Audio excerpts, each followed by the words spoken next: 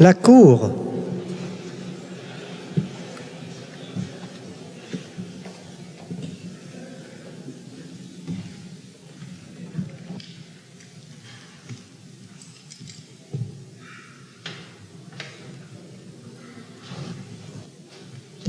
Mesdames et messieurs, veuillez vous asseoir.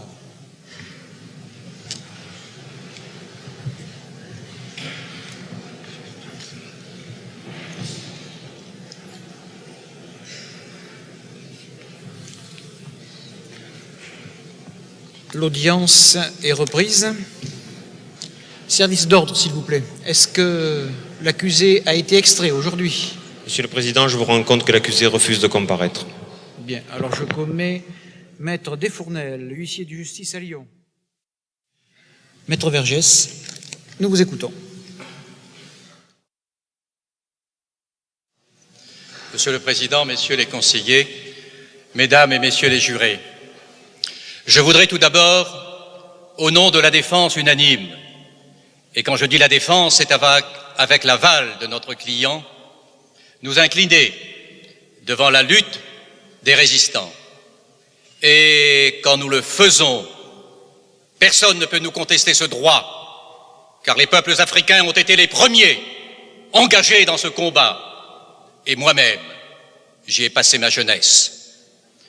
Nous voudrions nous incliner devant la souffrance des Juifs et des Tziganes, et personne ne peut nous contester ce droit, car le racisme, figurez-vous, nous savons ce que c'est.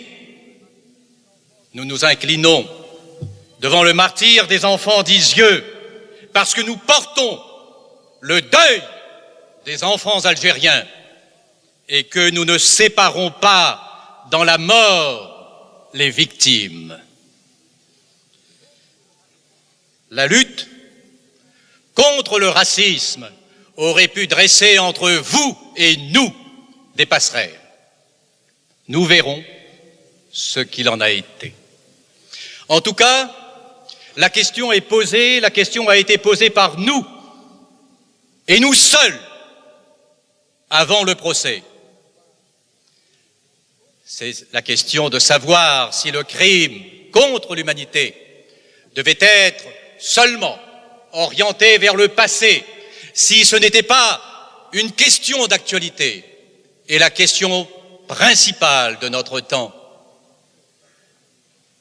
Vous avez bien voulu, messieurs des partis civils, en essayant de répondre à ces questions, vous avez bien voulu finalement l'introduire dans ce débat.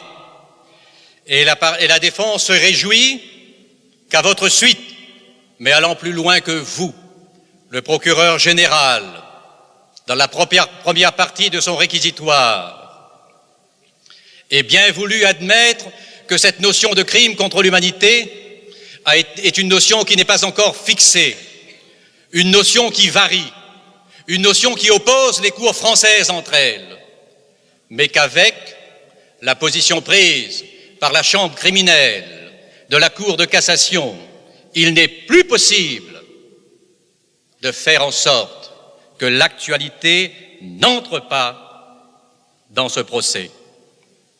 L'entrée de cette actualité dans le procès, qui souligne pour vous, Monsieur le Président et Messieurs les conseillers, Mesdames et Messieurs les jurés, l'importance de la décision que vous allez rendre. Cette entrée dans ce prétoire du problème essentiel de notre temps concernant les crimes contre l'humanité,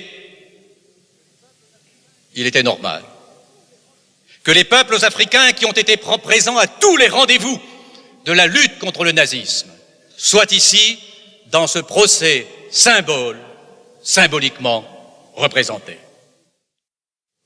Je ne suis pas contre l'amnistie, messieurs. Je suis pour l'égalité. Je suis pour l'amnistie à condition qu'on renonce à l'imprescriptibilité. Je suis pour l'imprescriptibilité à condition qu'on renonce à l'amnistie. Mais on ne peut pas tenir ce double langage.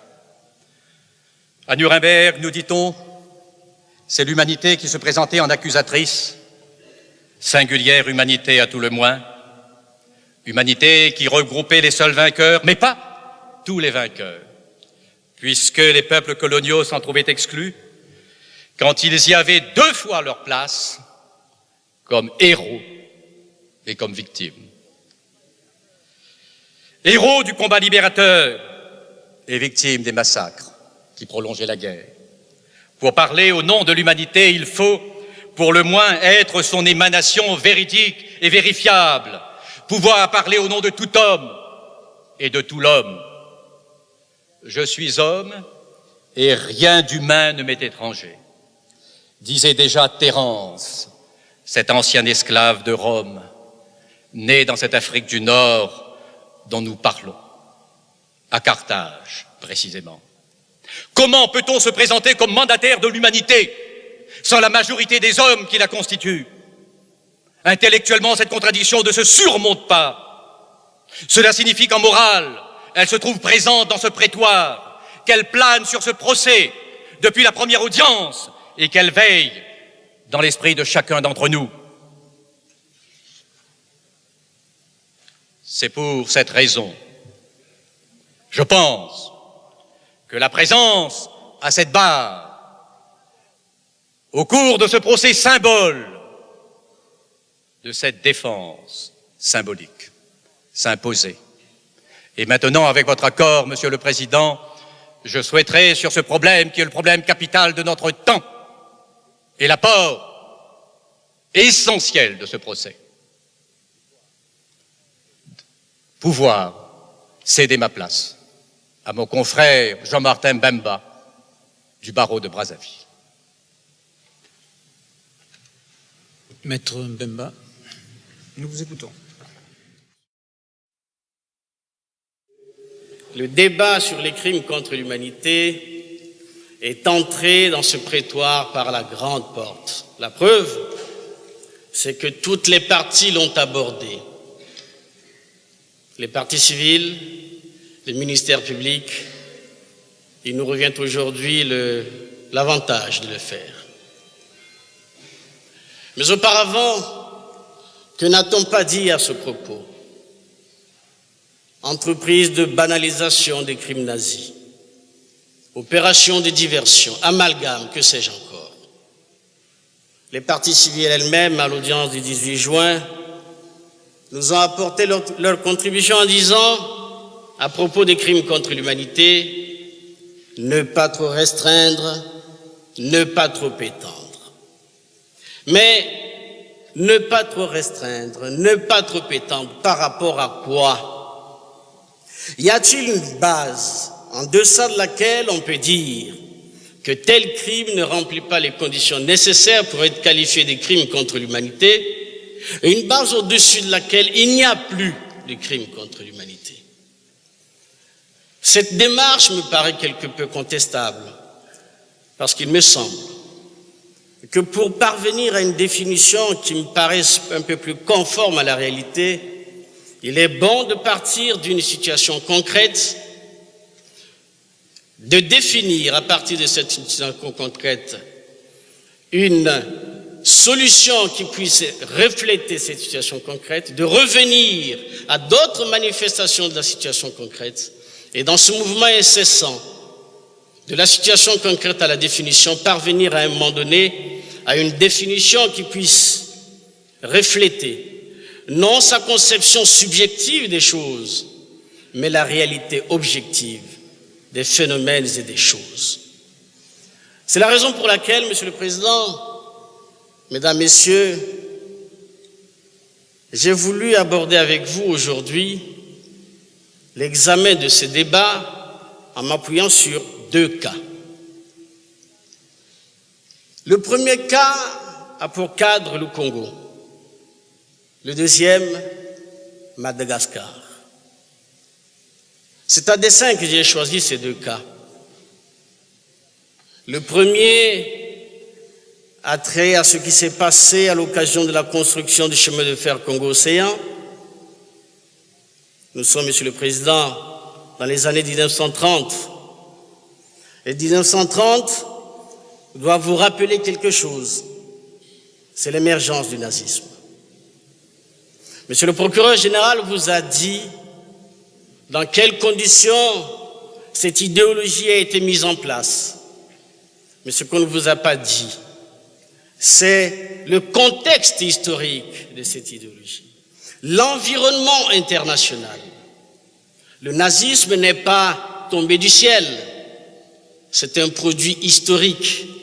Il faut donc le situer dans son contexte historique pour se demander si les événements, la situation qui a prévalu à son émergence n'ont pas inspiré les auteurs de cette idéologie. C'est la raison pour laquelle j'ai pris à dessein cet exemple de 1930, la construction du chemin de fer Congo-Océan. 1947, Madagascar. Vous savez que dans la nuit du 29 au 30 mars 1947, un mouvement important intervient à Madagascar et la question ici sera de savoir si, 2 ans après la victoire, 1 an après Nuremberg, nous avons nous-mêmes tiré les leçons pour que ce qui s'est passé durant 39-45, pour que le jugement de Nuremberg ait pu être considéré comme quelque chose de positif, afin que ce qui s'est passé à ce moment-là ne puisse pas se produire ailleurs. Pensez-vous que ce qui s'est passé au Congo, quelques 2 ans, 3 ans avant l'arrivée du nazisme, ce traitement des gens comme des bêtes, ce sont des bêtes qu'on met sur des chalands à dos rond, qui n'ont pas de couverture, qui font 15 jours, 20 jours sans manger, qui ne peuvent pas boire, qui n'ont pas le droit de manger, qui font 502 km à pied, qui meurent parce que c'est promis, c'est programmé leur mort. Ces gens-là, messieurs, ne pensez-vous pas que ce traitement-là a pu, je ne sais pas à quel degré, inspirer ceux qui ont triomphé, si j'ose dire, en Allemagne dans les années 1933. Hitler avait dit lui-même qu'il va coloniser l'Europe. Le mot n'est pas de lui, la colonisation. Il a emprunté quelque part, mais où? Est-ce que ceux qui ont appliqué certaines méthodes coloniales n'ont pas leur part de responsabilité dans la formation de l'idéologie nazie? Est-ce que vous pensez que toutes les pratiques nazies sont totalement différentes des pratiques coloniales? C'est la question que je vous pose d'abord lorsque vous entrerez en salle de délibéré pour statuer sur le cas d'Arbre. Et la deuxième question. Est-ce que vous pensez, mesdames et messieurs, que ce qui s'est passé à Madagascar en 1947 nous autorise de juger Barbie avec toute la conscience tranquille? Nous sommes 2 ans après la guerre 39-45, 1 an après Nuremberg. Je vous ai dit en quelques mots cette situation affreuse de 1947 à Madagascar, parmi lesquels des mutilés de guerre, des résistants, plus de 30 000 ont été massacrés. Lorsqu'on s'est comporté comme cela, 2 ans après 39-45, 1 an après Nuremberg, je vous pose la question. Est-ce que nous avons la conscience tranquille pour juger Barbie? Troisièmement, je voudrais cette fois-ci terminer sur un point qui me touche personnellement. Lorsque j'avais été consulté pour prendre la défense de Barbie, la première personne à qui j'avais fait part de cette situation fut naturellement mon épouse. Sa réaction immédiate a été négative, bien sûr. Et puis, 2-3 mois après, elle me dit une chose qui m'a profondément marqué. Elle me dit, si tu allais à Lyon rendre visite à Barbie et apprécier à partir de ce contact la place actuelle de l'idéologie nazie dans la tête de ce personnage, ne penses-tu pas que ça devrait être la meilleure façon de dire oui ou non?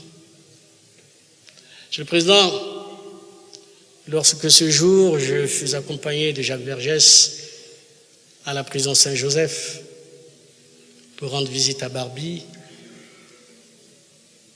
j'allais dominé par ce dialogue avec mon épouse. J'entrais dans cette salle. Je vis Barbie. Dès qu'il m'a vu, il avait déjà été informé par Vergès que je passerais le voir le lendemain, se lever, venir droit vers moi, me saluer des deux mains, de ce salut qui chez nous est considéré comme la manifestation d'un respect pour l'homme. Je pense que lorsqu'il me serre, me tend cette main, je me demande à ce moment-là, à qui ai-je affaire?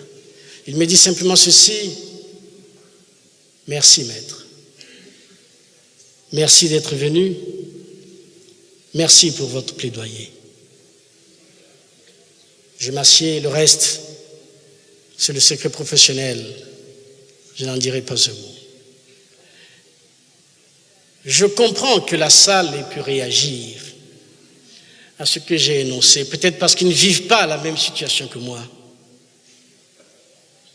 Mon confrère Berman, dans sa plaidoirie, m'avait interpellé ici, en évoquant ce souvenir d'Hitler qui, en 1936, au stade de Berlin, pour ne pas avoir à serrer la main de Jesse Owens, qui venait de remporter sa course, préféra se lever, claqua la porte de la tribune et partit.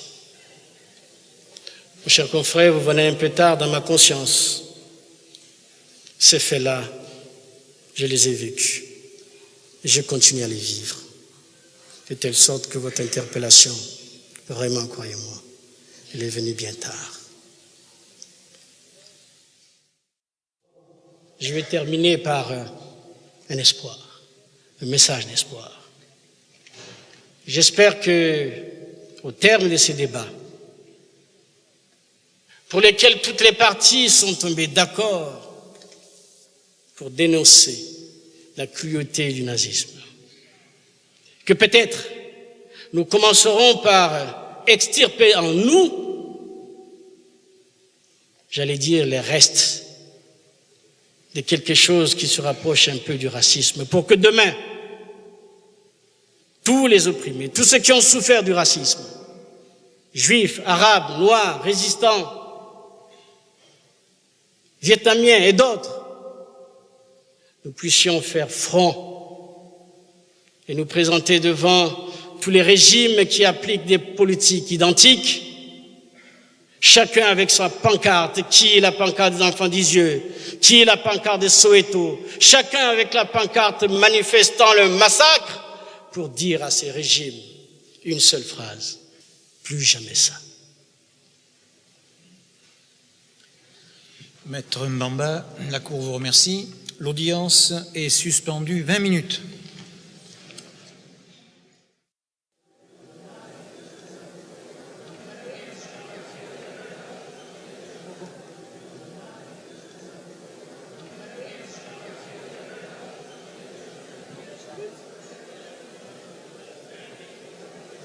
C'est fait.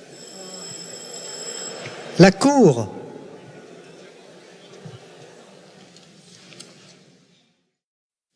Maître Boïta, nous vous écoutons.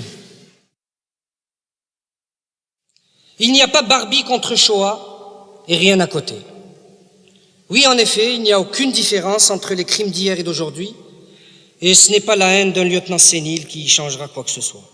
Si votre honorable juridiction voulait jamais éduquer les générations montantes pour renforcer leur mémoire grâce à ce procès, je proposerai alors, au-delà de ce projet louable en lui-même, de recommencer ce procès en s'assurant de la comparution, même simulée, de tous les despotes sanglants, de tous ces dictateurs qui ont saigné l'humanité depuis la Seconde Guerre mondiale, d'un bilan complémentaire de 21 millions de morts pour 40 guerres, et l'hémorragie, malheureusement, continue.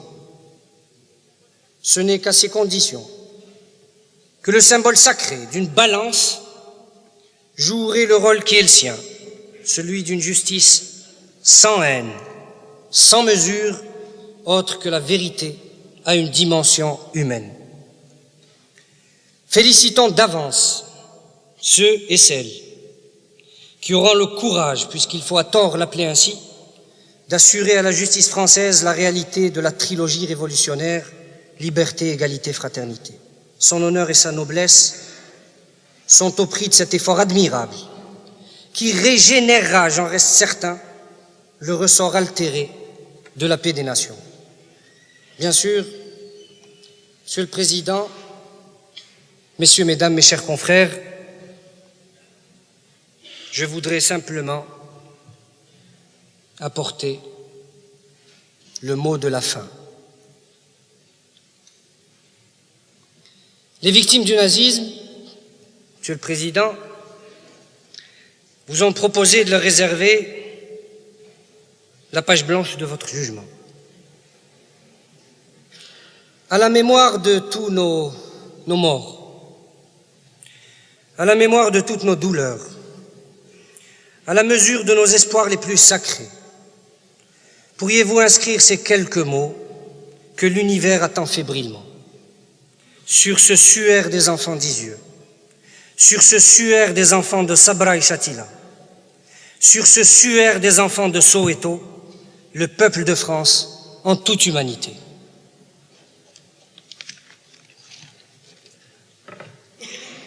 Maître Bouaïta, nous vous remercions. Bon, alors, Maître Zaoui, vous vouliez dire quelque chose? Vous avez la parole maintenant. Monsieur le Président, peut-être pourrions-nous demander une suspension d'audience, car les propos qui ont été tenus sont d'une extrême gravité.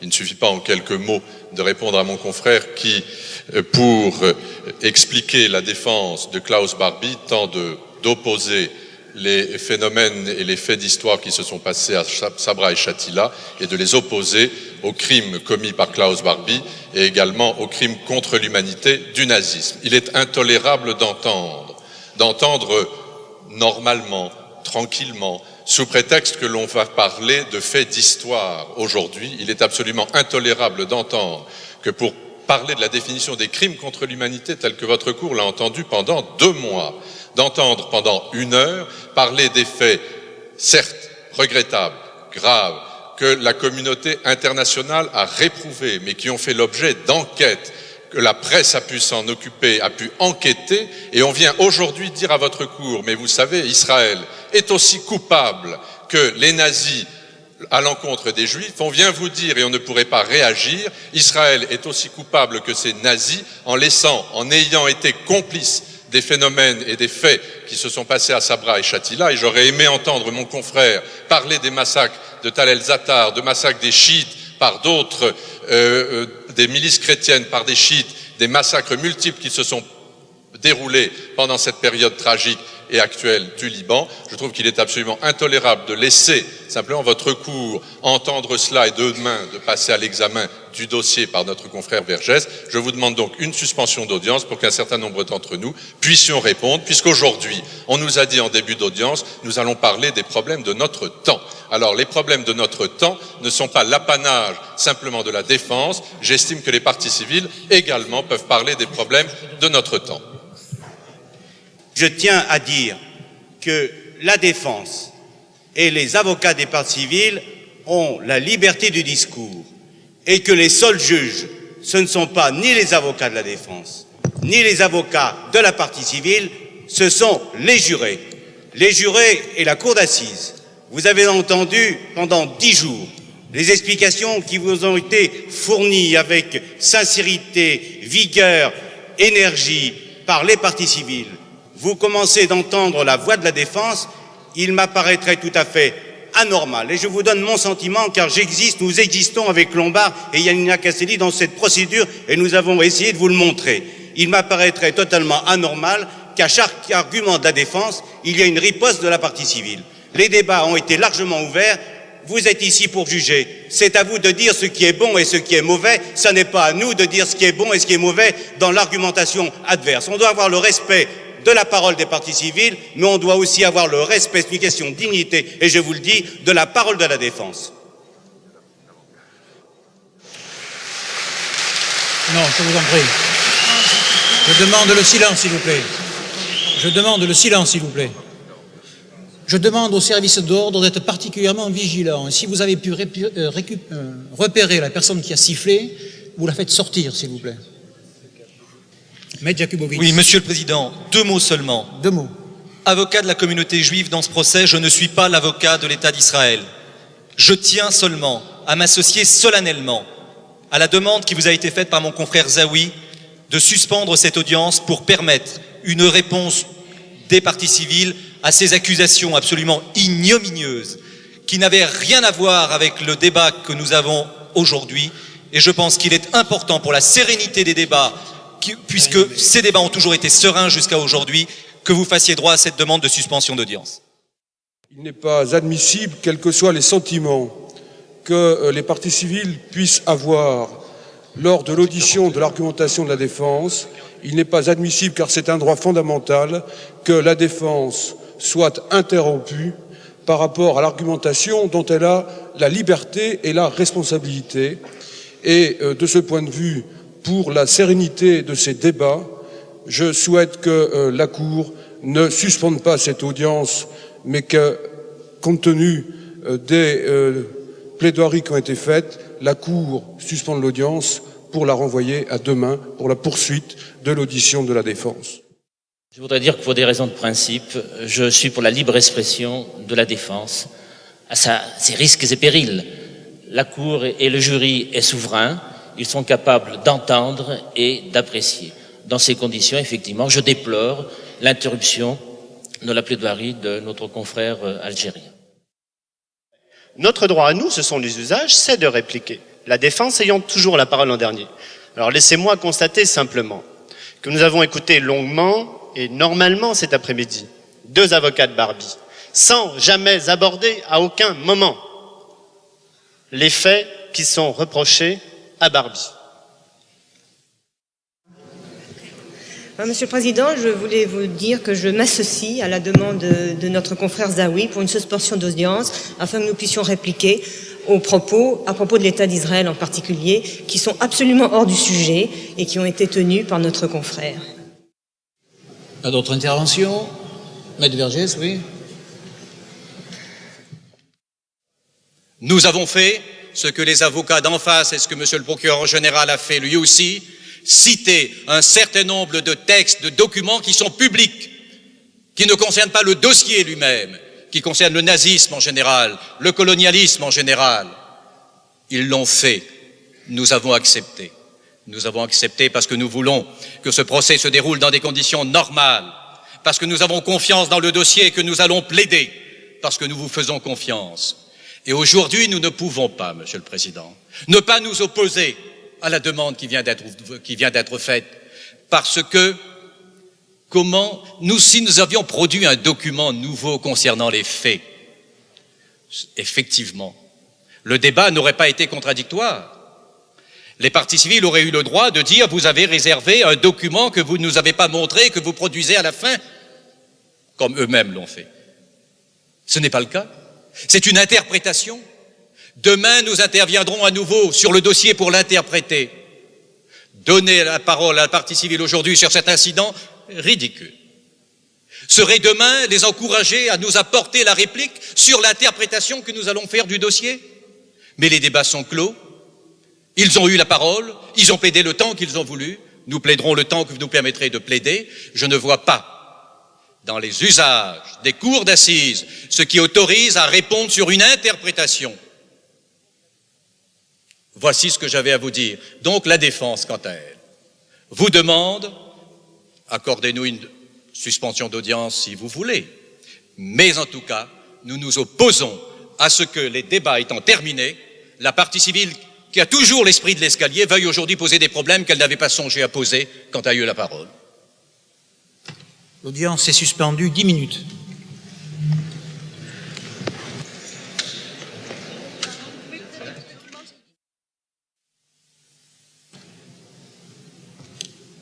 Les parties civiles ont disparu, Maître Berman. Elles arrivent.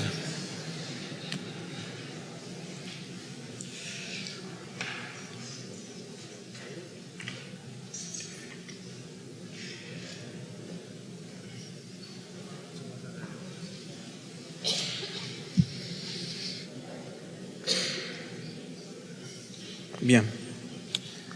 Alors, les parties civiles, vous aurez la parole pour répliquer lorsque la défense en aura terminé de plaider, conformément aux dispositions d'ailleurs de l'article 346. Monsieur le Président, c'est ce que mes confrères m'avaient chargé de demander à la Cour. Bien. Alors, la défense, vous avez toujours la parole, si vous voulez... Mesdames, Messieurs les jurés, permettez à la défense de revenir, après cet incident, aux choses sérieuses.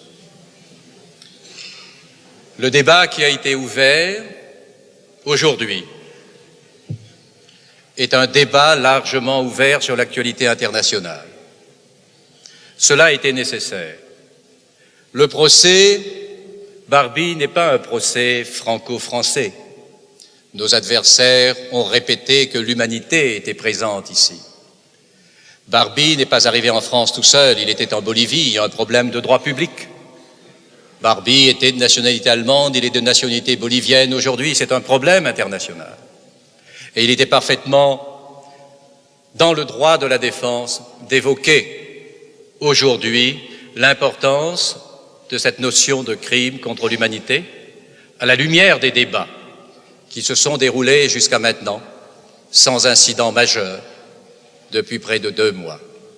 Je voudrais ce soir, pour ne pas abuser de votre attention, essayer au nom de la défense de conclure nos interventions pour la journée d'aujourd'hui. Je dirais pour cela, à propos du procès Barbie, que pour un observateur impartial, mais y a-t-il beaucoup d'observateurs impartiaux?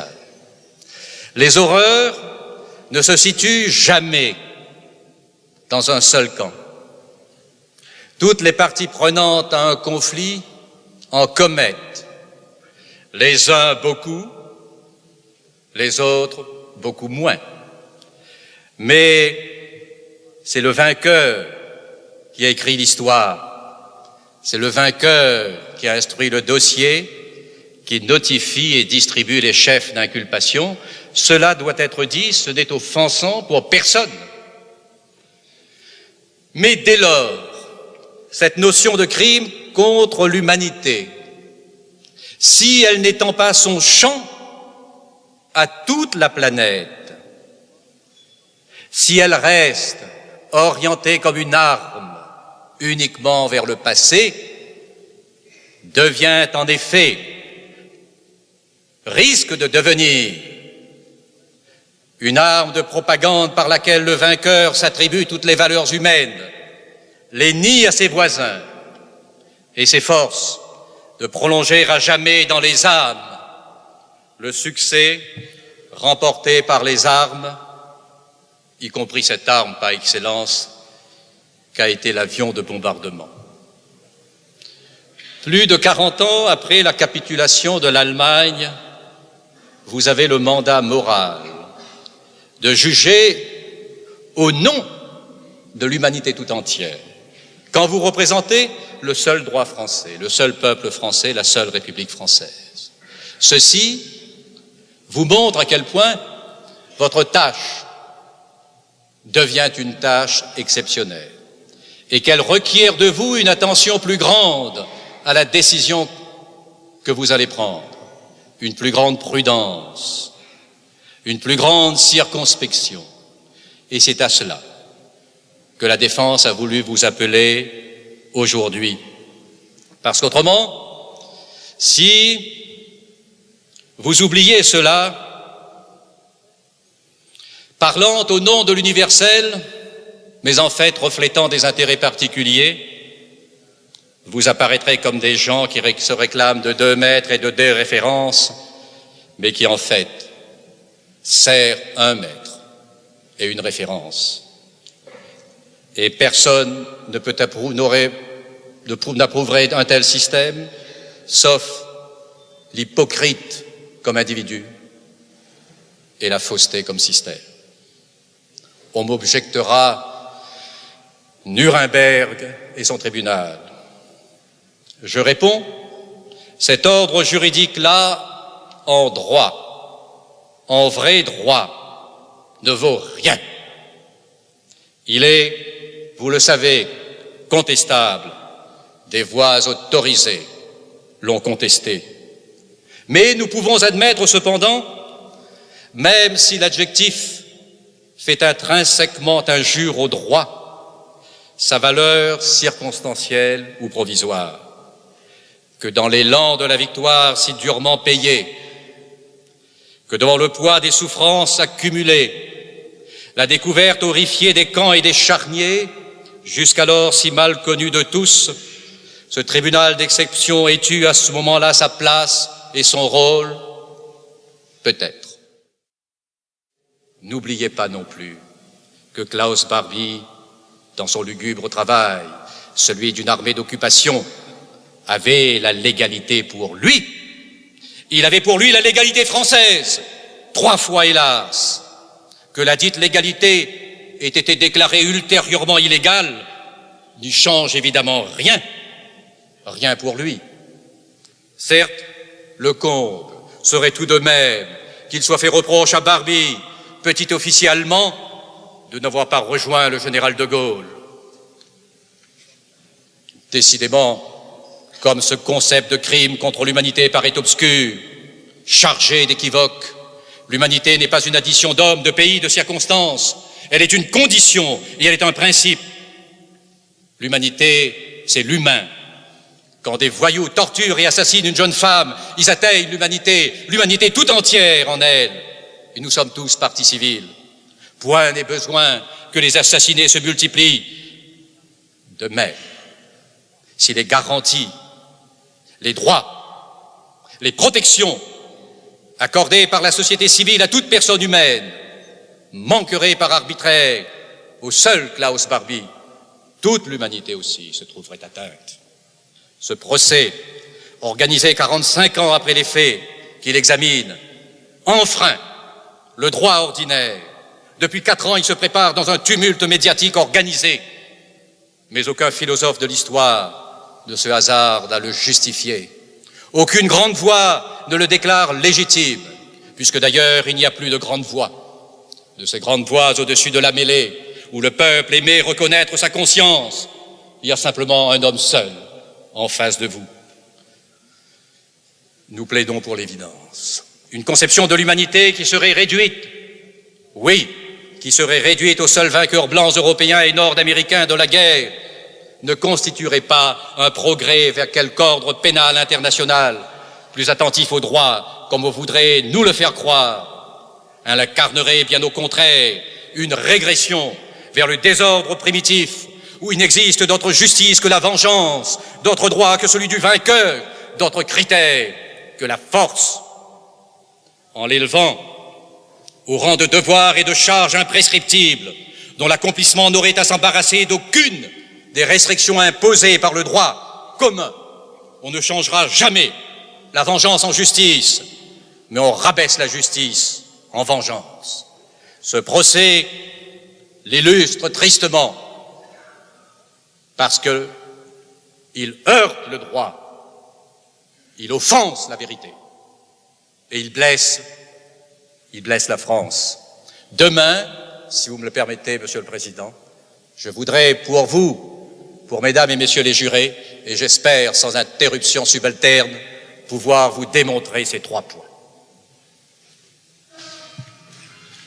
L'audience est suspendue, elle sera reprise demain à 13h30. Voilà, le service d'ordre et civil. Alors on fait 10 copies. 5 copies. 5 de chaque. Non, c'est pas de chaque.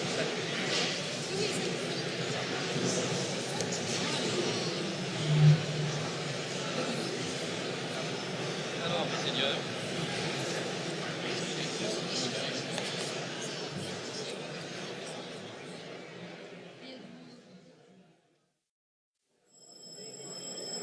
La Cour.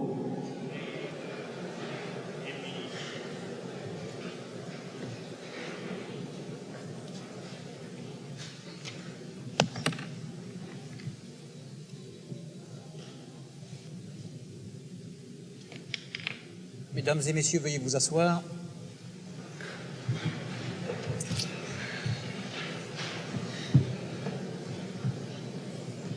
L'audience est reprise. Service d'ordre, s'il vous plaît. Est-ce que l'accusé a été extrait ce matin? Monsieur le Président, je vous rends compte que l'accusé n'a pas été extrait de la maison d'arrêt. Il refuse de comparaître. Bien. Alors je commets Maître Clos, huissier de justice à Lyon. Maître Vergès, vous avez la parole. La défense sait que sa tâche est difficile, mais elle sait aussi qu'elle peut compter sur l'attention qu'elle vous demande. Elle vous demande de prêter attention aux arguments qu'elle va présenter. La défense, pour sa part, essaiera aussi de présenter les éléments de ce dossier de la manière la plus simple. Parce que souvent, dans ce procès, les grands mots et les grandes constructions juridiques ont tendu à vous cacher l'enjeu véritable de ce procès. Je vous ai dit hier, en essayant de tirer la conclusion des débats, que pour nous, à la défense, ce procès offensait le droit, portait atteinte à la vérité et risquait de blesser la France. Ce sont les thèmes que j'essaierai de développer devant vous au cours de cette longue après-midi, en essayant de ne pas abuser de votre patience, et demain matin également, en essayant d'être le plus bref possible.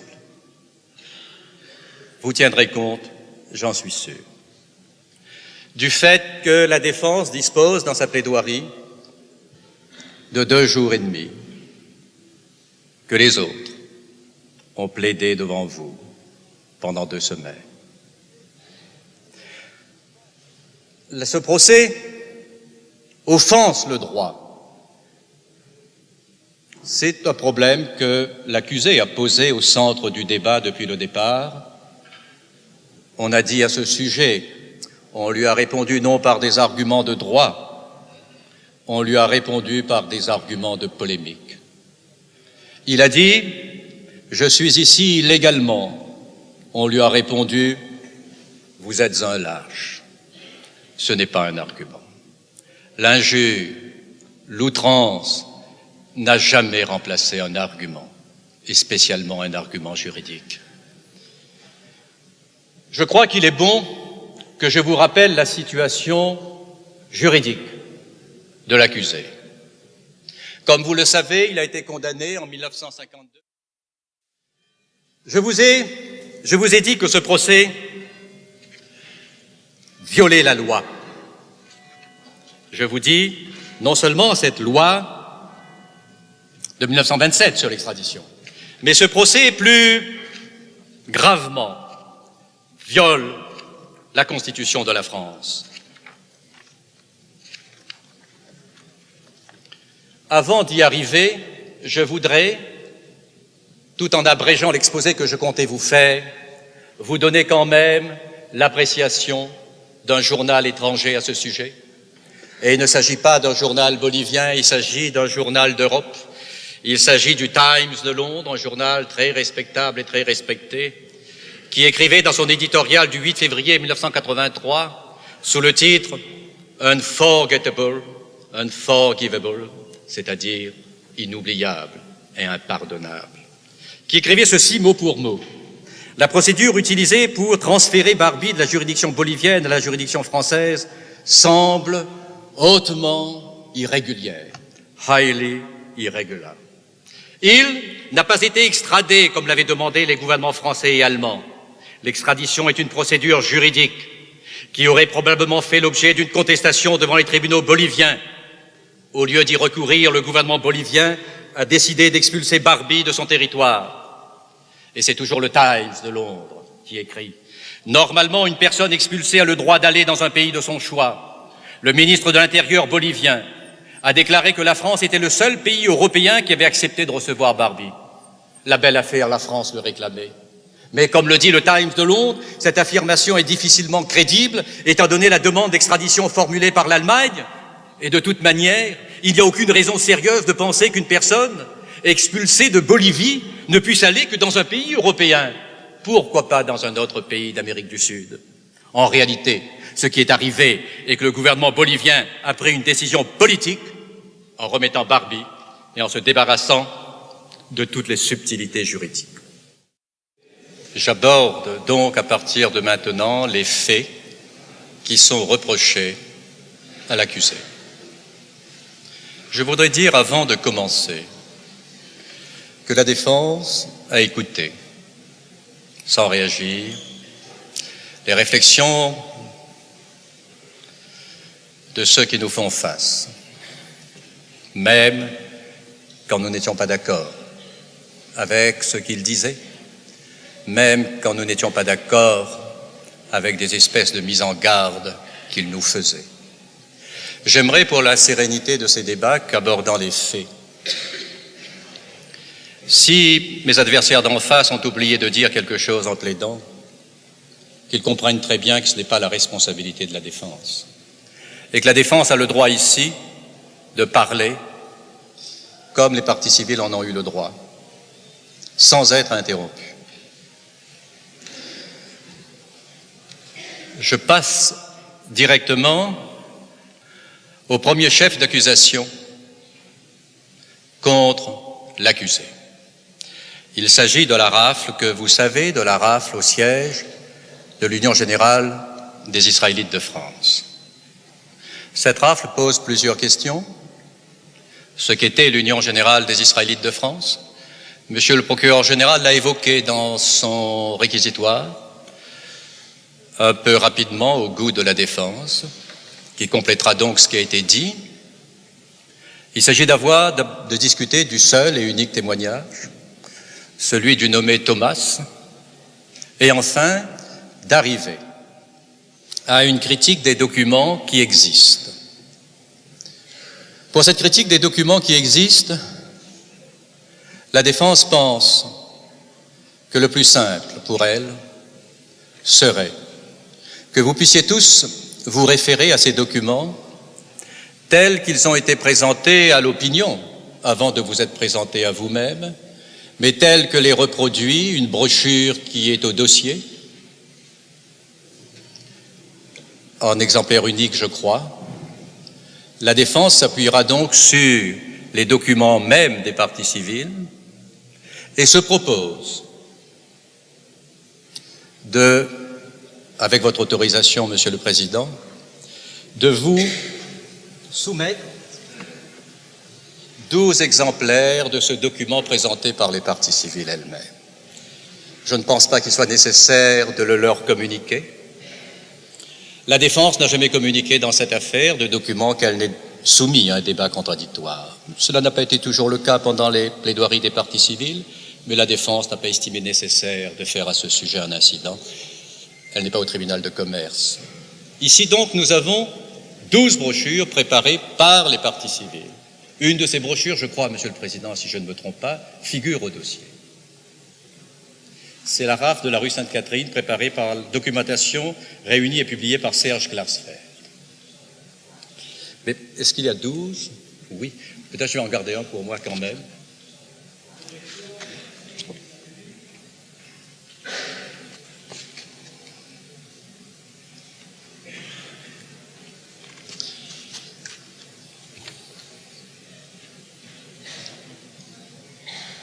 Je voudrais, pour la clarté de mes explications, que mesdames et messieurs les jurés sachent que je ne vais pas faire une lecture de cette brochure, mais quand le moment sera venu de discuter de certains documents et de les interpréter, je me référerai à cette brochure en vous indiquant les pages où mes honorables contradicteurs ont placé les documents.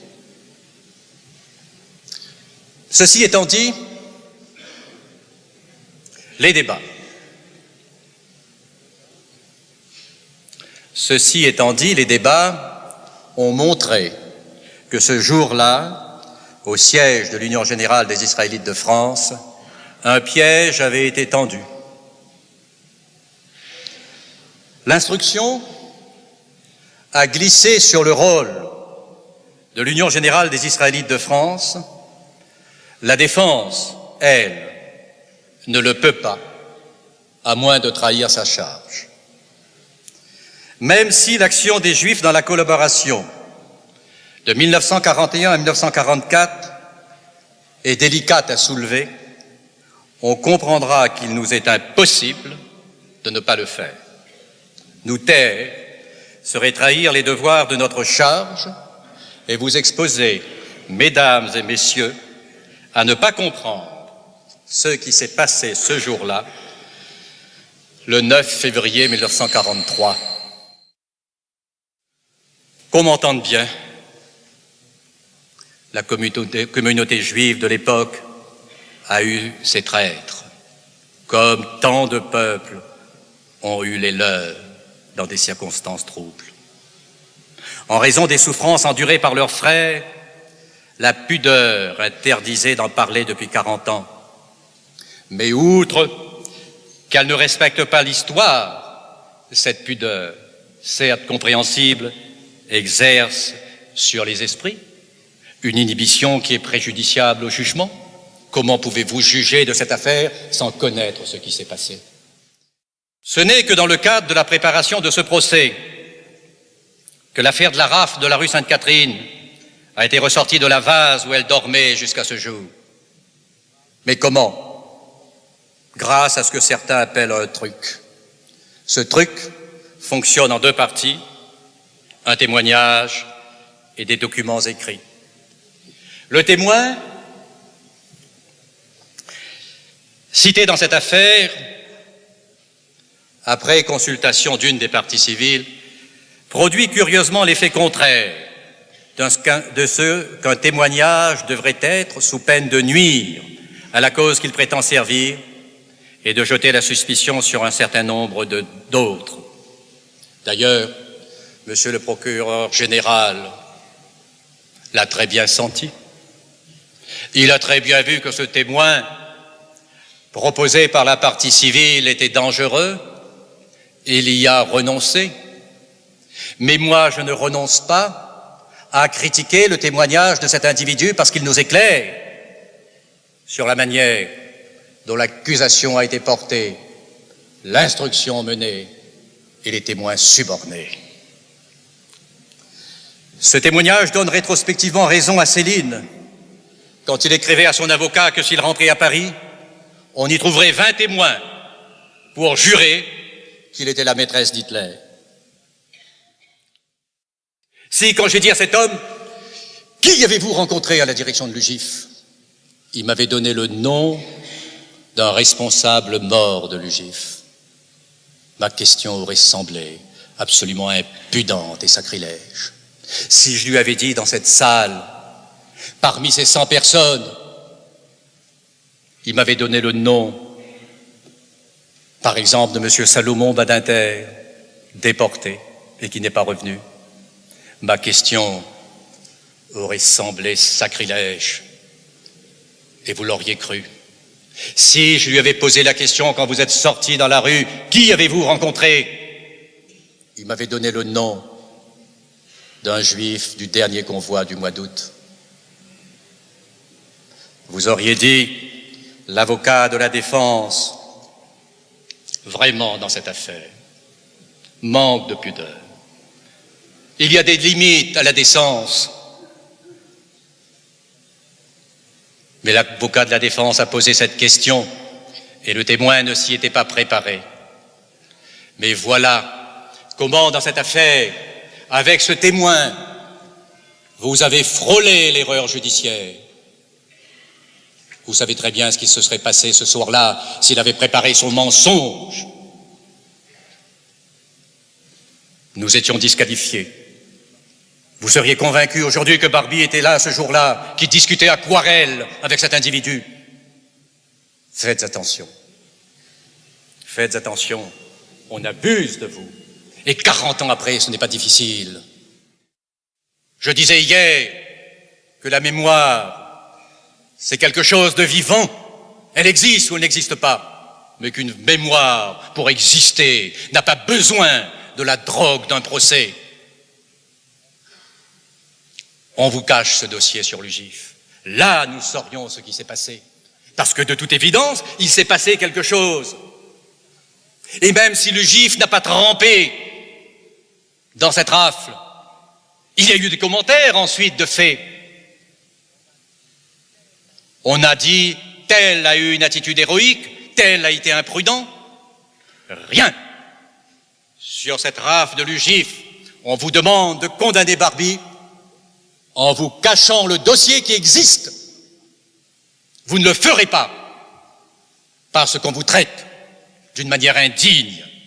Alors, tout ce qu'on fait, c'est on vous apporte 7 documents.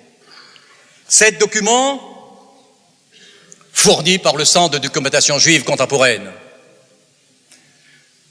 Réfléchissez, c'est le Centre de documentation juive contemporaine qui fait le choix des documents à vous transmettre. Qu'est-ce que tu penses, ce document? Oh non, ce document peut troubler leur esprit. Et qu'est-ce que vous pensez de ce document? Ça peut les amener à poser des questions embarrassantes.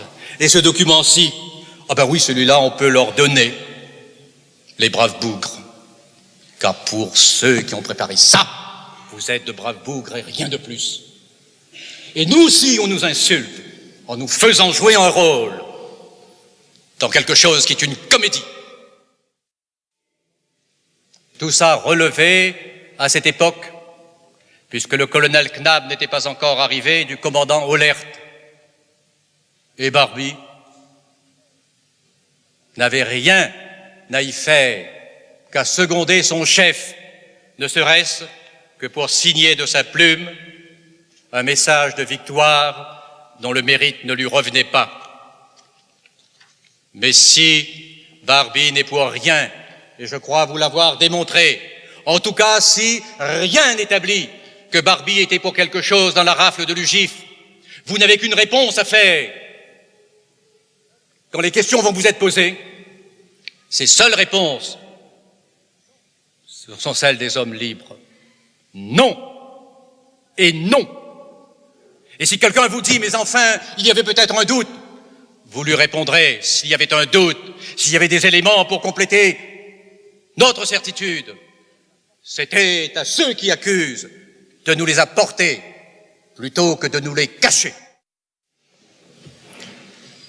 Je me rends compte que je vous ai demandé cet après-midi un effort très grand. Je vous ai demandé toute votre attention parce que je suis la défense et que vous ne pouvez pas condamner un homme sans avoir entendu à la fin des fins les explications de sa défense. Mais à la fatigue que moi-même j'éprouve, je me rends compte que vous aussi, votre attention a des limites. Et c'est pour cela que je vous propose ce soir, m'attachant toujours au dossier, de prendre un des chefs d'accusation qui ne nous mène pas trop tard.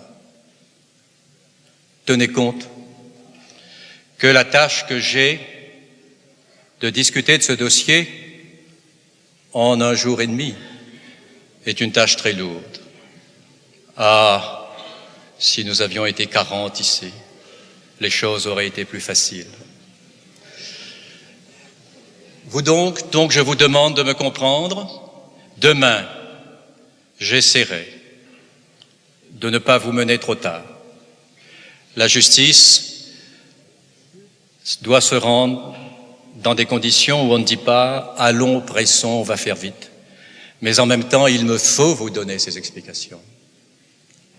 C'est vraiment pour la première fois que dans ce procès, la défense dispose d'une après-midi, de 2 après-midi, de 2 après-midi et une matinée. Alors, ce soir, pour ne pas vous mener trop tard, j'ai choisi de traiter avec vous un des chefs d'accusation, puisque je suis dans les faits en ce moment, qui ne nous mène pas trop tard, je veux dire le dernier convoi. Peu importe que des témoignages soient absurdes ou invraisemblables, ou contredits par les faits, ou le silence des autres témoins, ils doivent, par leur effet répétitif, non pas convaincre, ce qui suppose une opération intellectuelle et le respect de vous, mais persuadé par les méthodes décrites par Orwell dans 1984. Il ne s'agit pas là d'une démonstration rationnelle, mais d'une technique d'ahurissement. Et pourquoi? L'accusation n'est-elle pas allée chercher des preuves plus probantes? Pourquoi n'a-t-elle pas poussé plus loin les recherches afin de vous offrir, mesdames et messieurs les jurés, autre chose qu'un échantillonnage aussi douteux d'approximations, aussi confuse? Puisqu'elle n'a que de mauvais témoins, certains auraient pu en fabriquer de bons, mais la partie civile ou l'accusation ne sont pas Dieu. Ils n'ont pas le pouvoir de créer la perfection. L'accusation, la partie civile savent que Barbie était absent des lieux où l'on voudrait le mettre aujourd'hui, tout particulièrement de ce train du 11 août 1944. Toute recherche sérieuse aboutirait à en établir la preuve. Alors, on ne cherche pas sérieusement. 4 ans de campagne de télévision et de presse ont mis dans les têtes l'image d'un monstre nommé Barbie. Sa culpabilité ne s'examine pas. Elle exige l'anathème, puis la condamnation automatique. Aucune conscience lucide ne peut entrer dans ce jeu-là. À Barbie, à train fou, procédure folle, à Barbie omniprésent, en uniforme vert, en civil. L'accusation reprochera d'abord 300 déportations suivies de mort. C'est à ce résultat qu'elle veut aboutir. Voilà tout. Pourquoi 300 voyageurs dans le train fou alors qu'il transporte 600 personnes? Tout simplement pour établir la corrélation avec le chiffre de M. Klarsfeld dans son mémorial de la déportation des Juifs de France. Peu importe si le mode de calcul est des plus hasardeux, le mettre en doute équivaudrait, par ces temps de terreur intellectuelle, à contester l'existence même de ce qu'on nomme l'Holocauste. Le juge n'a pas osé contrôler. Je n'ose lui jeter la première pierre, mais comme je comprends et comme je plains sa position, cette instruction, l'instruction du monstre, que tout accable, a duré 4 ans. Et puis, l'interrogatoire qu'on appelle récapitulatif, celui qui clôt l'instruction, a eu lieu le 4 janvier 1985. Le juge a rendu une ordonnance pour clôturer son instruction au mois de juillet. Où était le dossier entre janvier et juillet? Il était à la chancellerie. Mais c'est l'évidence même. Mais bien sûr, personne ne le dira. Ou alors, s'il était au parquet, le résultat est le même. Et ministre ou procureur général, devant ce dossier vide, se disait « mais qu'est-ce qu'on va faire ?» Et puis en juillet, on leur a dit « il est là, il faut bien faire un procès ». Alors on a renvoyé devant la chambre d'accusation. Devant la chambre d'accusation, nous sommes tous venus, cela et moi-même, et nous avons plaidé, cela et moi-même. Et on nous a dit à la fin du mois d'août ou au début du mois septembre, vous aurez une décision. Et savez-vous ce qui est arrivé? Le ministère des Anciens Combattants, ayant réfléchi, s'est dit, je dois intervenir dans cette affaire parce que le chiffre avancé ne correspond pas à nos fiches. Alors il a envoyé, alors que l'instruction était terminée, alors que la chambre d'accusation avait délibéré, la liste transformée des déportés. Oh, une différence pas très grande, 300%. Une paille, ou pour reprendre les paroles d'une chanson célèbre de cette époque, un petit rien, une bêtise. La Cour de Lyon a une définition du crime contre l'humanité. La chambre criminelle de la Cour de cassation en a une autre. Et la Cour de Paris a coupé la poire en 2. Oui, c'est exact. Et vous trouvez cela sérieux? Poursuivre un homme sans savoir exactement la définition du crime qu'on va lui reprocher.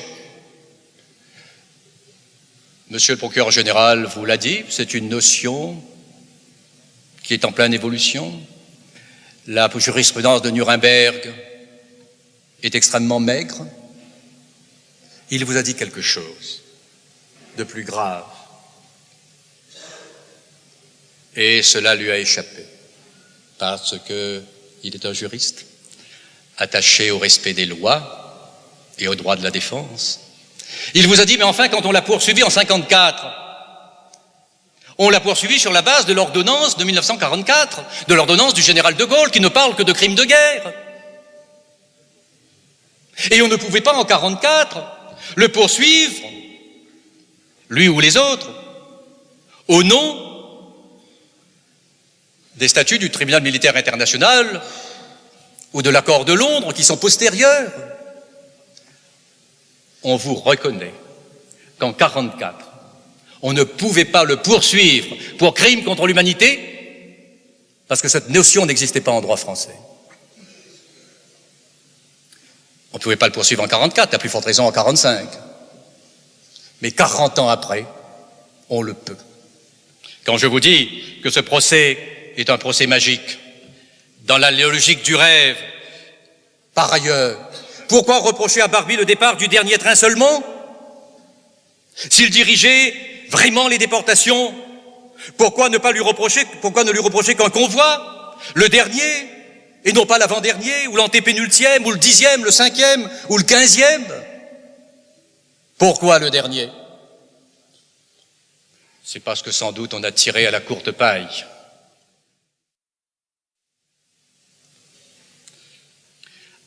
À vouloir trop prouver la culpabilité de ceux qu'on accable, l'accusation démontre d'abord, je ne dirais pas sa mauvaise foi, mais son acharnement à vouloir établir une culpabilité que rien dans le dossier ne lui permet d'établir. Elle attribue ainsi à Barbie la déportation d'hommes dont certains, il est vrai, furent arrêtés par la police allemande. Ce système équivaut à faire porter à un commissaire de police la responsabilité du mandat de dépôt décerné par un juge contre quelqu'un que la police aura interpellé. Quel magistrat accepterait ces méthodes anarchiques, pas dignes d'une société de droit? Faire porter à Barbie la responsabilité de la Wehrmacht dans l'organisation du convoi et l'escorte des personnes reviendrait à faire porter au commissaire de police la responsabilité du régime, de la prison, où le juge aura jeté quelqu'un que le commissaire aura arrêté sur commission rogatoire. Nous retrouvons là le glissement constant de l'accusation vers une notion de responsabilité collective, de responsabilité par amalgame, mais de glissade en glissade, la notion même du juste et de l'injuste, du permis et de l'interdit, de la légalité et de ses violations, finit par se dissoudre dans la vengeance, car ce procès ne vise qu'à ressusciter des passions prêtes à s'assouvir. N'en doutez pas, rien ne ressuscitera malheureusement les ombres martyrisées des voyageurs entraînés dans ce convoi fou du 11 août 1944, ni celles de tous les convois qui l'ont précédé, ni celles de tant d'autres convois, en d'autres temps, en d'autres lieux, identiques ou si ressemblants. Croit-on les honorer? Ces ombres et toutes celles qui leur sont à jamais dans l'ordre de la sœur, dans l'ordre de la nuit, en baptisant leur calvaire du premier nom qui passe, en les mêlant ainsi à l'arbitraire et à la folie qui les a engloutis. Non, certainement pas. N'osez prétendre, messieurs, vous qui ne ménagez pas les leçons de décence, n'osez pas prétendre que ce sont leurs fins que vous poursuivez. Ce ne sont que les vôtres. À cet égard, plutôt que de condamner aujourd'hui Barbie, ne fût-ce qu'à 15 jours de prison pour ce convoi où il n'était rien, il eût été incomparablement plus loyal de la battre sans qu'il fût votre otage. La haine se comprend, mais sans imposture. Maître Vergès, donc je demande le silence, s'il vous plaît. Demain, vous pensez plaider combien de temps, s'il vous plaît? Peut-être pourrions-nous, je voudrais terminer à midi. et commencez donc le plus tôt possible. Donc, si on commence à 9h, vous pensez plaider jusqu'à midi? Oui. 3 heures demain? Oui. Bien, avant de suspendre l'audience, je demande au greffier en chef de ramasser, s'il vous plaît, les documents qui ont été tout à l'heure communiqués. Non, l'audience n'est pas encore suspendue, je vous en prie. Je vous demande le silence encore quelques secondes.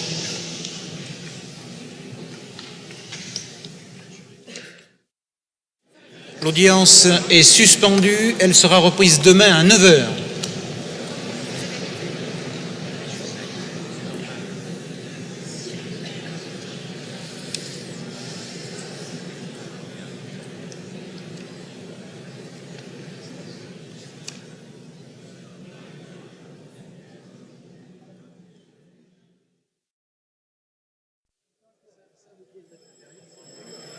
La Cour.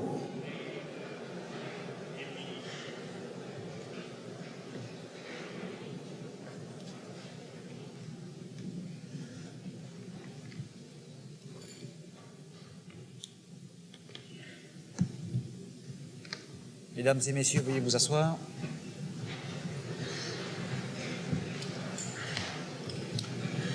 L'audience est reprise. Service d'ordre, s'il vous plaît. Est-ce que l'accusé a été extrait ce matin?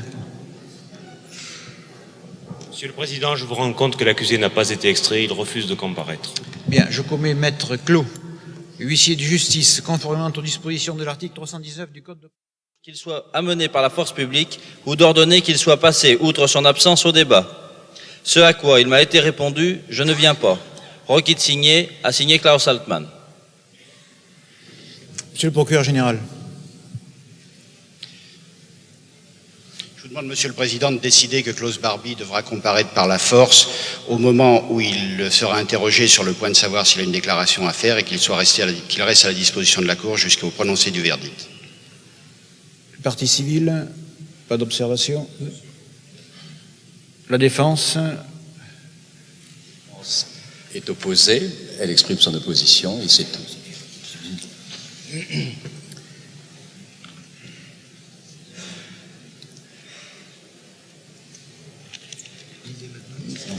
La Cour se retire pour délibérer.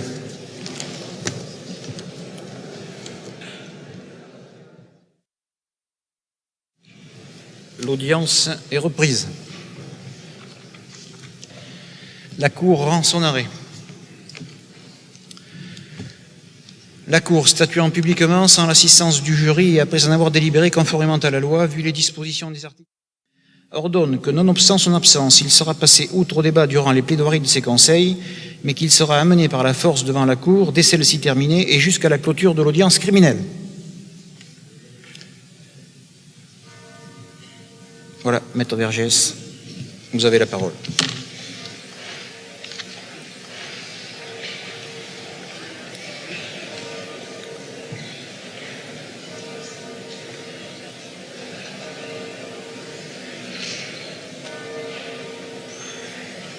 Je demande le silence, s'il vous plaît, dans la salle.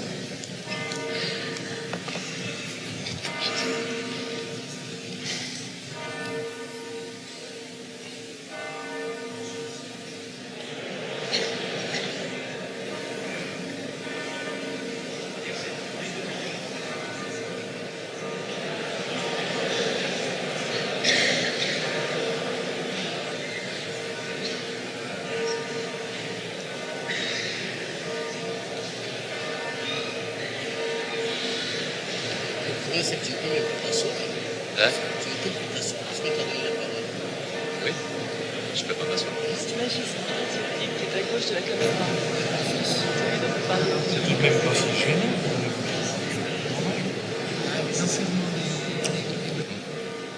Monsieur le Président, Messieurs, Mesdames et Messieurs les jurés, le drame d'Isieux est un fait historique connu depuis qu'il a eu lieu. Et depuis cette époque, il a été évoqué au cours de certaines procédures et jamais le nom de Barbie à cette occasion ne fut évoqué.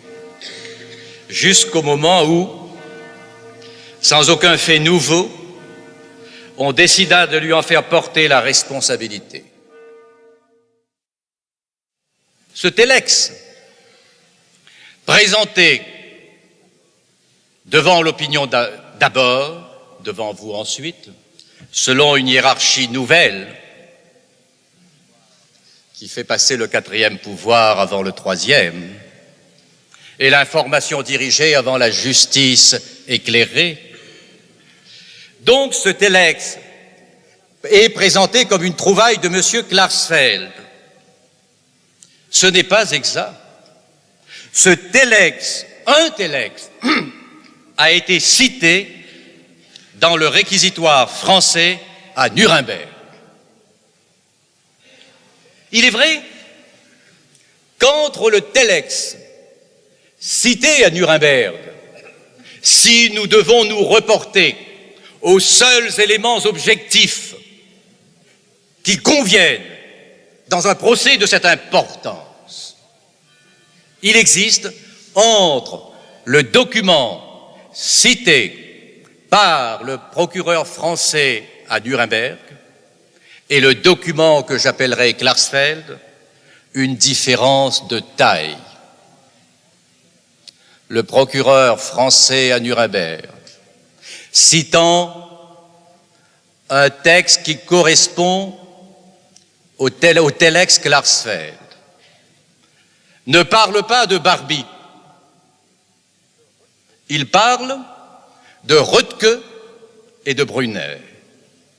Röttke et Brunner, dont les noms apparaissent dans une note manuscrite au bas de ce que j'appellerai le télex Klarsfeld.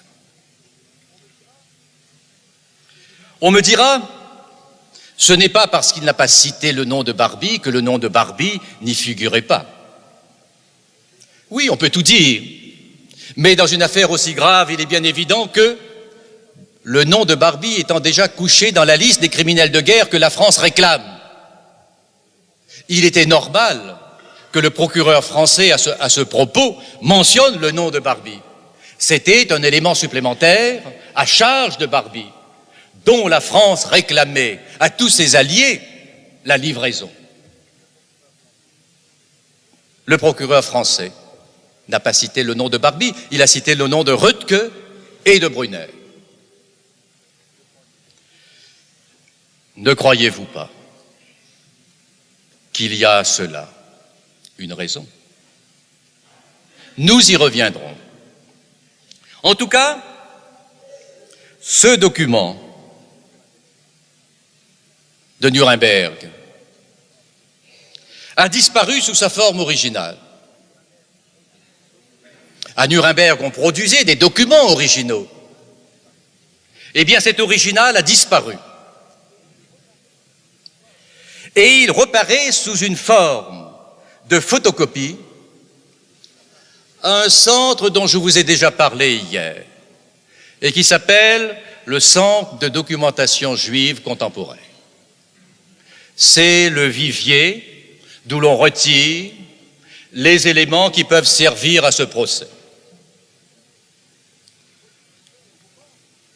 Il faut dire qu'au moment où cette photocopie réapparaît, Barbie a déjà été jugé pour crimes de guerre et ces crimes de guerre sont prescrits. Il faut découvrir contre lui quelque chose d'autre, des faits nouveaux. Et à défaut de faits nouveaux, un fait ne se fabrique pas facilement, au moins une photocopie nouvelle. Par rapport au texte de Nuremberg, ce nouveau document produit par mes adversaires comporte un grand mérite, la signature dactylographiée, pas manuscrite, dactylographiée de Barbie. C'était ce qu'il fallait démontrer. Malheureusement, pour ce que je dois appeler devant vous des faussaires, malheureusement pour leur chef-d'œuvre. Cette signature, manifestement rajoutée, ne figure pas à sa place normale sous le texte. Et ici, dans un souci d'objectivité et également de courtoisie, Monsieur le bâtonnier, pour mes chers confrères, j'aurai recours à leurs propres documents, à la brochure qu'en a fait Monsieur Klarsfeld, qui a été distribuée à la presse puis à vous, afin que chacun d'entre vous ait une copie de ce document. Jusqu'à maintenant, de ce document, on vous a lu les lettres d'enfants, qui sont émouvantes, qui sont bouleversantes, qui sont poignantes. On ne vous a pas lu beaucoup plus, on ne nous a pas lu autant le télex, dit Dieu. Parce que là commence la difficulté. Qu'il y ait eu un crime affreux à Isieux, mais tous nous en sommes d'accord, tous nous en sommes conscients. Que ce crime ait été commis par Barbie, c'est là où nous discutons.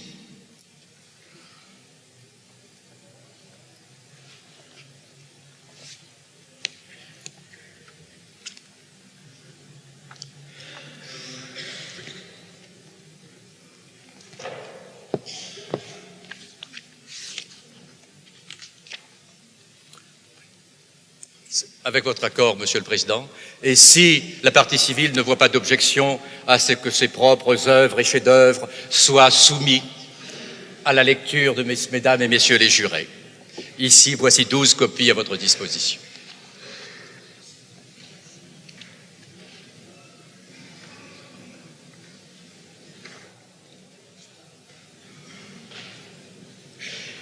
Je vous demanderai de vous reporter à la page 92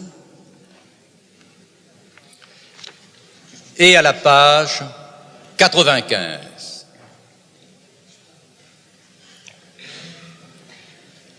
À la page 95, vous voyez un document présenté, la légende est en haut de page. Le télex d'Isieux est signé Barbie, envoyé de Lyon le 6 avril 1944 à 20h10. Les annotations manuscrites ont été faites à Paris par le service des affaires juives de la Gestapo. Tournez la page entre et reportez-vous à la page antérieure, page 92. Vous voyez une illustration. C'est un extrait d'un journal qui paraît le dimanche, avec le titre « C'est le télex qui accuse Barbie ». Et vous avez dans ce journal du dimanche une photocopie, une autre, de ce télex. Comparez les deux télex qu'on a eu l'imprudence de vous présenter dans la même brochure, mais la prudence de séparer par une double page. Vous constatez qu'il y a un blanc entre le corps du télex et la signature, dans l'illustration qui est à la page 92. Et vous constaterez que dans ce qu'on appelle une photocopie, et que moi j'appelle un photomontage, page 95, ce blanc qui sépare la signature du corps du télex a disparu.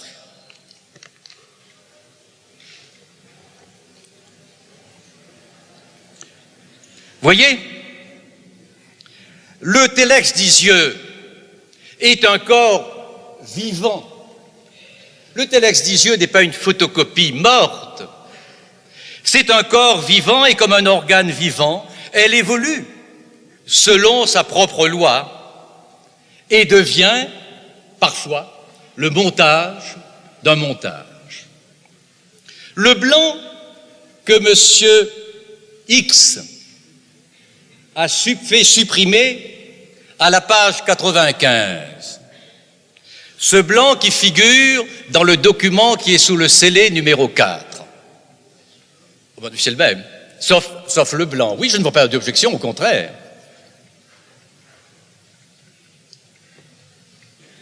Vous voyez ce blanc sur l'original du télex Klarsfeld n'existe plus sur ce qu'on dit être la photocopie en page 95. C'est que ce blanc est gênant. Gênant au point qu'on a essayé de le supprimer par un habile photomontage, présenté malheureusement comme une photocopie, ce qui n'est pas exact. Mais cet espace blanc, rappelez-vous, mesdames, messieurs les jurés, cet espace blanc a gêné aussi monsieur le procureur général. Monsieur le procureur général, qui a l'œil à tout, a demandé à l'ouverture de nos travaux que ce document soit retiré de son enveloppe transparente, l'original. Et il a demandé que ce document soit communiqué à la Défense ainsi que ça se fait en France depuis que la France est la France. Mais comme la France parfois cesse d'être la France depuis que ce procès a lieu, vous avez remarqué qu'une des parties civiles s'opposait à ce que la Défense examinât ce document par trop troublant. On avait peur que je mange ce document devant toute cette assistance, prouvant ainsi le cannibalisme de mes origines. Mais monsieur le procureur a insisté pour que je puisse examiner le document. Et alors, après avoir demandé que le téléx fût retiré de son enveloppe, monsieur le procureur l'a exorcisé en passant son doigt sur l'espace suspect. Et oui, vous avez passé votre doigt, monsieur le procureur, pour déclarer que son doigt n'y recelait pas de traces de colle. Ce qui aurait été le cas, disait monsieur le procureur, si un faussaire avait détaché une bande du téléx, par exemple la signature du commandeur Knab ou de son adjoint, le commandant Ollert. Malheureusement, monsieur le procureur, quelles que soient les qualités de votre doigt, il ne saurait pour moi remplacer un examen de laboratoire. Nous n'avons pas eu au départ de cette instruction un original.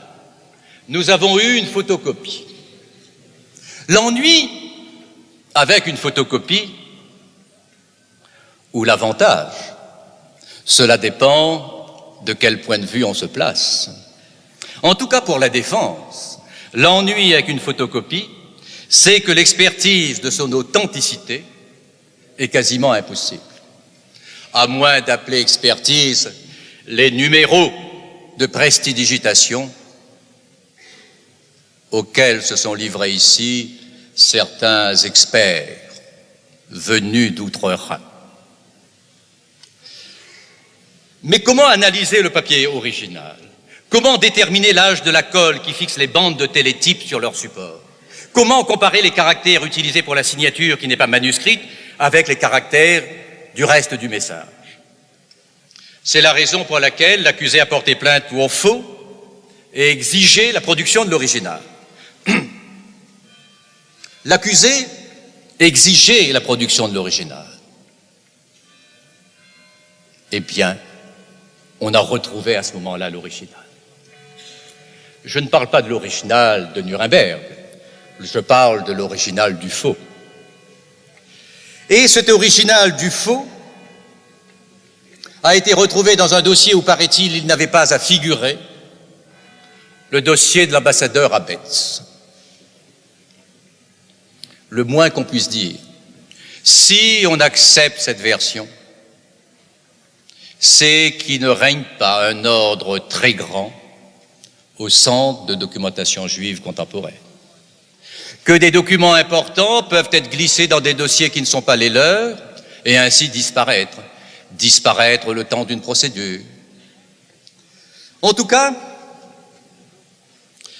l'original s'offrait aux mêmes objections, avec cette différence maintenant qu'une expertise pouvait déterminer l'âge du téléx et les manipulations dont il avait été l'objet. Malheureusement, cette demande n'a pas été prise en compte.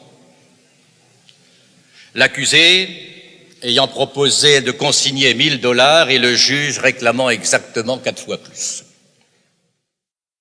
Nous sommes forcés de constater que ce document est un faux, tant qu'on n'aura pas prouvé le contraire. Cela m'étonnerait qu'on nous demande un supplément d'information. D'ailleurs, je voudrais vous apporter une confirmation du caractère douteux de ce document. Si vous consultez les protocoles du procès Eichmann, vous constaterez que ce document figure parmi les pièces du dossier au procès Eichmann. Et vous constaterez aussi qu'il ne figure plus parmi les pièces visées par l'accusation. C'est-à-dire que les magistrats israéliens ont compris que ce document, venu d'on ne sait où, ramassé dans je ne sais quel dossier, par je ne sais qui, allait les déshonorer, parce qu'un jour ou l'autre, le poteau rose aurait été découvert. Et les magistrats israéliens vous donnent, là, à vous, juges et jurés français, un exemple que vous devez suivre. Je vous demande d'en faire autant. Ce faux grossier, destiné à accabler Barbie, accable maintenant d'imposture ceux qui l'ont accusé.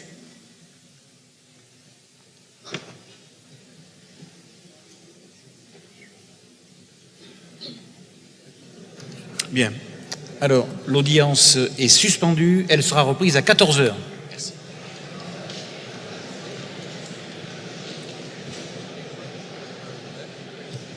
Monsieur le greffier, vous ramasserez tous les trucs là.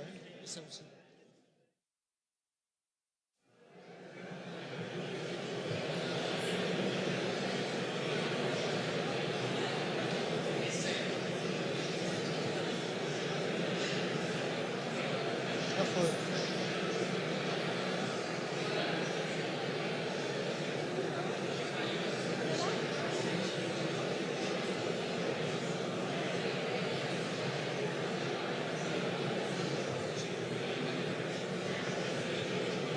C'est même reparti, par les mêmes qui sont repartis.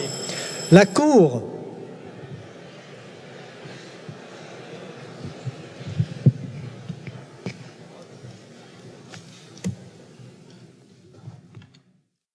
L'audience est reprise.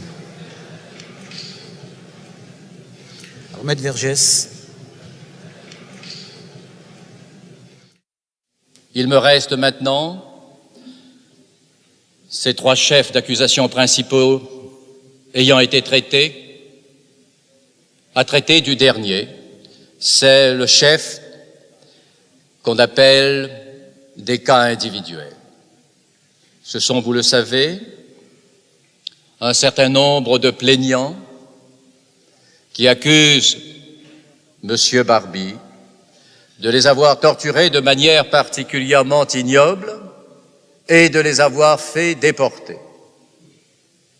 Ici, je voudrais que vous reteniez ce fait.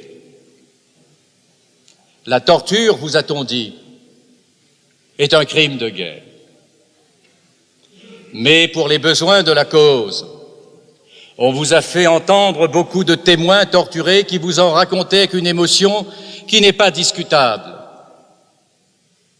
ce qu'ils ont souffert, et des souffrances, pour la plus grande partie sans doute, réelles, mais qui n'appellent aucune discussion puisque cela ne fait pas partie de l'accusation. C'est ce qui s'appelle la mise sous influence.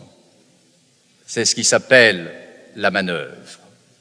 Pour vous amener à éprouver contre Barbie un tel sentiment d'indignation que vous diriez à la fin, eh bien, s'il est innocent dans cette affaire, il est sûrement coupable dans une autre. Et de toute manière, la peine que l'on nous demande et que nous allons rendre est une peine méritée. C'est un sentiment qu'on veut provoquer chez vous et qui serait indigne de vous. C'est un sentiment qu'on voudrait évoquer en vous parce qu'on vous méprise, parce qu'on pense qu'on peut vous manœuvrer, Mais vous êtes ici plus que des juges français. Vous êtes ici des juges français. Vous représentez le peuple français. Vous avez appliqué la loi française. Et la loi française vous impose